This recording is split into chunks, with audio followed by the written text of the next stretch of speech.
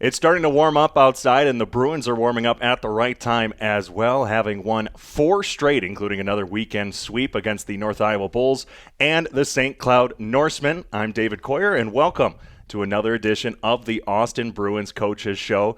We always love seeing Mr. Wonderful Al Rooney here on the Coaches Show, making his triumphant return once again. Al, how are you doing today? I'm doing wonderful. How are you? I'm doing great, and before we get started, on Facebook yesterday, there was a post made by you that you acquired a new member of the family, so that the gang starts growing again. You got a new dog. Yes, I did. Can you talk about what led to getting? I know you said it was kind of in the works and that you weren't going to take much time to. Well, we lost our beautiful Lily girl last month, or actually at the beginning of this month, and. So obviously we were feeling a little down about that. But we have another dog, Harriet, who was like attached to that dog's hip. Mm-hmm. And she's been beyond depressed and just hasn't been herself. And my wife and I, mostly my wife, volunteer at a Camp Companion. So we're on their page all the time. And I knew we eventually would get a dog through them. And then this picture came up about a week and a half ago. And as soon as I saw it, I went, uh-oh, this might be a problem. And then the next weekend we went and saw it, and sure enough, we fell in love with it. So it's home now, and it came from a situation in Arkansas where it was found in a hoarding situation with 48 other dogs. Oh wow! And they were hungry, and they weren't being fed properly, and they've kind of been dispersed around in Minnesota. Camp Companion got several, and we took her in, so our gang feels whole again. And I didn't get to listen to the sound that you posted on the video, but I saw the lyrics playing on the screen. If I'm not mistaken, if my knowledge of music is correct, Lola, Lola, L-O-L-A. I'm a big Kinks fan, and I'm a big Madeline Kahn fan. I don't know if you're familiar with who she is. I know Madeline Kahn. Oh, okay. She's in Mel Brooks movies. Yes. So Lily von Stupp was the dog that we lost earlier this month. So we named this one Lola because Madeline Kahn also played a Lola in another movie. So we thought it was fitting, and then I loved the song and the Kinks, so it all worked out. But we're very excited. Another dog in the Rooney family. Yeah. I don't know even how to make a smooth transition back to hockey with that, but so we're going to transition back to hockey. Early last week, the Top Prospects tournament, 6 Bruins represented there, a late addition, Ryan Lund joining the Gold Selects team. But a good showing for the Austin Bruins. Evan Mulcazian on the Gold Selects had an assist. And then 3 of the 4 goals scored by the Central Division, all full-strength goals scored by the Central Division, scored by Bruins. Jackson Riley getting the game-tying goal. Ludwig Mellgren, the game winner a few minutes later. And then the following day, Luke Mulcazian, the only goal scored by the Central Division. Carl Axelson was there as well. Didn't have the best performance, but still showing up. Just talk about the performance by the Bruins at the Top Prospects tournament and how important it is for them to have those showings that they did. Well, it's first of all, it's an honor to be up there. You're amongst the league's elite, and it's a chance to showcase yourself amongst that crowd. And it speaks volumes about our organization and the program that we had 6 players, and as well as Steve was on the bench for the division. So we had quite the congregation head that way, and they represented themselves well. As far as Carl goes, it's always tough being a goalie in those situations because you're not really playing very well-organized defensively, so the goalies can be left hung out to dry a bit there. So. But the fact that the guys showed up on the scoreboard, they did a great job, and it's important, to show up in those situations because they're kind of bigger moments, and it shows that you can kind of get out there, play amongst the best, and be a little bit of a difference maker, and every little bit helps because most of those guys up there are either uncommitted. So they're looking for commitments, or they're showcasing themselves for the NHL. Either way, it's a wonderful opportunity, and it's a great program put on by the league, and they've gone back. I think they switched venues, but they've gone back there now, and according to Steve, it worked out very well. Of course, I forget to mention Steve Howard, the assistant coach for the Central Division, so I'm sure I'm going to get a little shot from Steve later about that. It's all right. I always remember him. That's what Al's for. I got his back. That's why they coach with each other. Moving back to last weekend, the Bruins sweeping the North Iowa Bulls on Friday, St. Cloud Norsemen Saturday. In the middle of a weird stretch, 6 straight games without seeing the same opponent, back-to-back games. The last Coach's Show talked with Steve about if that presented any challenges, and he brought up the fact that, well, we're late in the season. We've seen these teams before, so it's not as challenging. Have you found any challenges throughout these 5 games, St. Cloud starting back on Paint the Ring Pink and then alternating days? Have you found any challenges in preparation or in performance? It's different. I wouldn't say it's necessarily challenging. As Steve has previously mentioned, we're pretty familiar with one another at this point of the season, and we have our pre-scouts ready to go. And with the video services available to us as a coaching staff these days, you can make pretty quick work of it, especially when you're as familiar with one another as we are at this point of the season. So, if anything, I thought it was a little refreshing. It was a nice change-up in the schedule for us to be able to see some different opponents like that. So I thought it worked out in our favor, and obviously the results went in our favor as well. And you say it's nice and refreshing that we're seeing different opponents back-to-back. Of course, we get that right before we see Bismarck 4 games in a row at the end of the month. Minot 4 games in a row. We'll get to that a little bit later here in the show. Still focusing on the run that the Bruins have been on. I know you focus a little bit more on the PK side of things, but one thing that's nice and refreshing is the power play starting to find its groove again. Since Paint the Ring Pink Night, 8 for 18 on the power play, including 3 games with multiple power play goals. This past Saturday, going 1 for 1 on the power play. How refreshing is it to see this power play finally kind of finding its groove once again? It's a relief, and it's very helpful, not only for the overall game plan, obviously, but it takes pressure off our depth scoring as well as the penalty kill.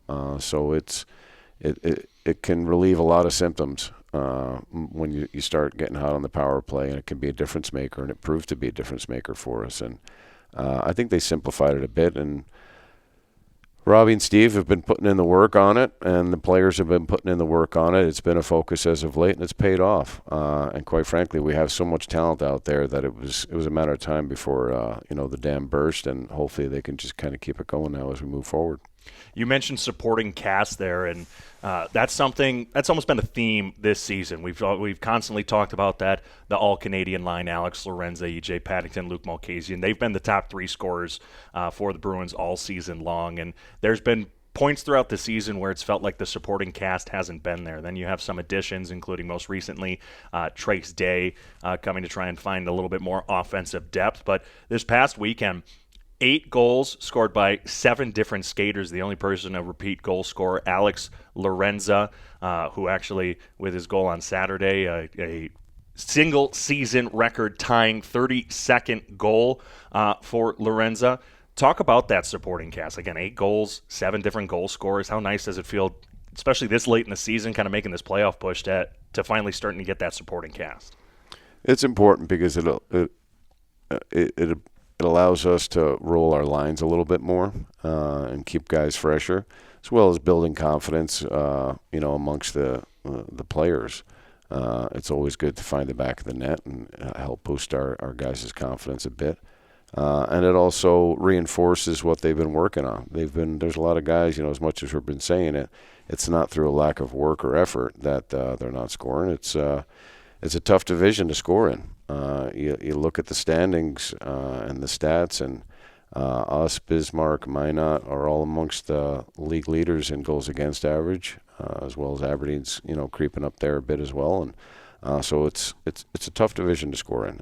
It's as simple as that. But it is important for us to get going. And Steve has liked to preach lately is this far into the season, they're not so much rookies anymore. They've been around the block a few times now. You're not really going to get caught off guard anymore about what's going to happen out there. So it's time to execute, and guys have slowly been gaining traction on things, and I know he's on the defensive side of things, but Gus Albert's a guy that has just his game's really been taken off lately, and we're seeing that in several of the younger guys, and it's good to see. And like I said, anytime it can give us more depth and give our opponents something else to think about, it always helps. I was actually going to bring up Gus Albert. Not this past weekend, the weekend prior against North Iowa and the Minnesota Mallards, had a assist on Friday, which was his first since November, and then a 2-point game on Saturday, including his first career goal. And that's big for those younger guys to really be stepping up at this time in the season, especially you fast forward to this past weekend. Well, Friday night, a sticky situation. Ludwig Mellgren goes down early with a bit of a lower body injury, and then Ashton Bynum getting the game misconduct. Both of them out Saturday night's game. First, let's focus on Friday. You're in that situation where usually an extra defenseman suiting up that night at Gavin Cherry, the extra forward. So now you're down to 4 defensemen. How do you handle a situation like that? Obviously, you're the guy who handles the defensive sided skaters. What's going through your mind at that point? At that point, it's just finding, letting the 4 guys that we have know, okay, let's get 2 pairings here. You're going to have to go every other. And luckily enough, I'm real comfortable with any of the guys we have. I think we're blessed with a lot of depth back there. And the guys handled it really well. At that point, you're also saying to yourself, obviously, let's not plan on leading the rush in anything. You do have to simplify your game a bit. Fortunately, we had the lead at that point as well. So it's a lot easier to handle when you're playing with the lead because you can, simplify things, get the red line, get it deep, allow the forwards. We had extra forwards. It's the same thing I told the D on both nights. We have the extra forwards. Let's let them do the extra work. Get the red, keep it simple, and they did a fantastic job, and all of them came through, and it was good to see because I think it helped them take a big step. And Friday night, only 5 defensemen. Again, Mellgren out with the injury and Bynum having to serve that 1-game suspension. You could tell the defensive style out there was a bit different, and as you mentioned there, having the forwards do a little bit more of the work.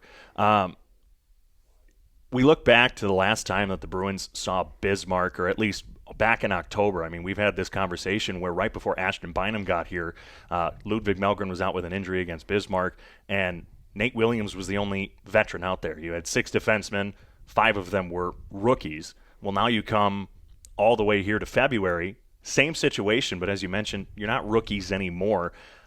Talk about how far this defense has come, and especially the impact Ashton Bynum has made throughout this season, just having those veterans, but then the rookies improving throughout the season.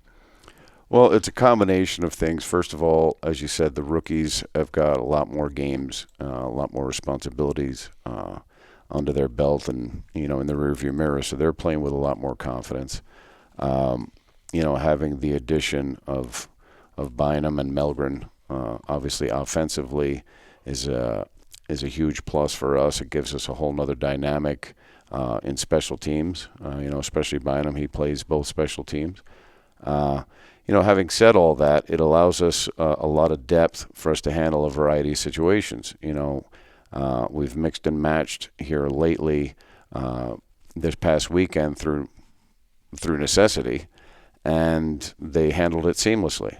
So that helps. Now, having said all of that, Bismarck has gone through the same process as well. Their younger players are playing better as well, and so it's still 2 evenly matched teams with a lot at stake this coming weekend. And if you're not excited about it, then you're in the wrong game. So I have a supreme amount of confidence not only in our players, but they've also gotten more in tune with Carl and Solomon. So we can be a little bit more seamless back there as far as how we can transition out and play fast. So it should be an interesting matchup. We have a lot of respect for that organization and that staff. So we expect a big weekend. A big weekend indeed. First place, Bismarck Bobcats, a point on the Austin Bruins. They're here for 2 games at Riverside Arena, both 7:05 puck drop. You can get your tickets, as it says right there, tickets.austinbruins.com. It'll be a fun weekend. We need the house rocking, a great crowd this past Saturday night for Hormel night. So hopefully we can get a nice big crowd, make it loud here. Last time Bismarck was in Austin, the Bruins handed them their first regulation loss of the season, and then the Bruins coming from behind and taking Bismarck to a shootout, losing in the shootout, but still a 3-point weekend against the Bismarck Bobcats last time they were in town. You talked about Jack Solomon, Carl Axelson, and of course brought in Axelson early December to really have kind of that dynamic 1-1 punch almost, not a 1-2 punch because, as Steve Howard said, you brought in Carl as another number one goalie, and that's really what they've started to come into their own as the number one goalie. Jack Solomon, his last 2 games, allowing just 1 goal, including a 31-save shutout this past Friday against North Iowa. And then Saturday night, Carl, 4 straight Saturday starts with a shutout this past Saturday, allowing 3 goals, but still had 20-save shutout the previous Saturday against the Minnesota Mallards. Talk about how those two have really started to find their groove and are almost thriving on this rotation of Solomon on Friday, Axelson on Saturday. Well, first and foremost, they're 2 quality young men that get along really well and genuinely support one another and cheer one another on, which is an excellent dynamic and allows us to comfortably navigate their starts and sharing the net, because it's tough. We have 1 net. We have 2 number one goalies. Obviously Solo has a little bit more experience, but you can't very well call Carl Axelson a backup. Mm-hmm. He's on the NHL Central Scouting list. Oh yeah. So they're both D1 commits. It's a real nice luxury and quote unquote problem to have as a staff. Steve and I have joked oftentimes where at this point we start discussing it, and we always end up with, well, either way we're good. Mm-hmm. We'll figure it out. We do have a plan in moving forward, what we kind of see short-term and long-term. But again, it begins and ends with that they're 2 quality young men. They're both very mature. They're both feeling real good about their game right now. And it allows our team to play confident in front of them. You can take that extra chance sometimes, and we don't like to play high risk, low reward hockey by any stretch of the imagination. But when a mistake is made, we know worst comes to worst, Carl or Solo is going to bail them out. So you can play with a little bit more confidence with that. So they are a real big backbone of the team, and getting Solo back, like I said, makes us feel like we can walk on 2 feet again when we have that 1-1 punch again. So it's they're big, they're huge for us, and we're going to rely on them a lot moving forward. And looking ahead now, Bismarck Bobcats coming to Austin this weekend, then the next weekend heading to Bismarck, 4 straight against a team that the Bruins haven't seen since November. And you talked about how their rookies are going through the same thing, where now they all have their games under their belt, starting to try and kind of mesh together. As of recent, a little bit more mortal looking, if you will, a 4-3 record here in February, including a weekend. They were swept by the Minot Minotauros a couple of weekends ago, actually fell out of first place for the first time virtually all season. When you're looking at preparing against a team like Bismarck, you mentioned early on in the show talking about all the film that you guys have access to. Do you look specifically in a situation like this to their last weekend games against Aberdeen, or when they're swept by Minot, a great team like Minot, do you start to study that weekend a little bit more just to see what Minot did, or do you look more to the recent games against Aberdeen? I'll say this: if you're only looking one game back or 2 game back, you're not going to last long in this league, sure, or beyond. You're looking at a variety of things. You're looking at trends. You're looking at and a coaching staff such as Garrett Roth has won a championship in this league. He's been around the block a few times. You have to look at multiple weekends to see what's their trigger points, and they're doing the same thing to us. Oh yeah. So it's a chess match when you're playing these top teams like this, and it makes it more fun as a coach because you're a little bit more involved in the game, so to speak, or at least it feels that way. Ultimately, the players decide the game and are out there executing, but when you're trying to get certain matchups against opponents, or they're getting matchups against you, it gets a little bit more of a chess match, and it makes it a little bit more fun, quite honestly. And then when you add what's at stake this weekend, it just amps it up to another level. So this is what you get excited about as a player and a coach. But Bismarck, you can say they're mortal as of late. Having said that, no one wants to play a wounded bobcat, so to speak. They still got some sharp claws, I'm sure. So it's you can't take anything for granted. And aside from that, when you're dealing with, we always say we want to start on time.